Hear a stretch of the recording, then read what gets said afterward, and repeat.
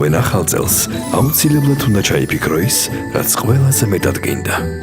თუმცა იმათთვის, ვისაც უნდა ახალი ტექნიკა, ახალი წელი უკვე დადგა. ისარგებლეთ საქართველოს ბანკის განვადებით და დამატებით ავტომატურად დაგემტკიცდება 500 ლარამდე სესხი, უფრო მეტი საახალწლო საჩუქრის შესაძენად. შეხვდით ახალ წელს ახალი ტექნიკით. საქართველოს ბანკის საახალწლო კანცელარია.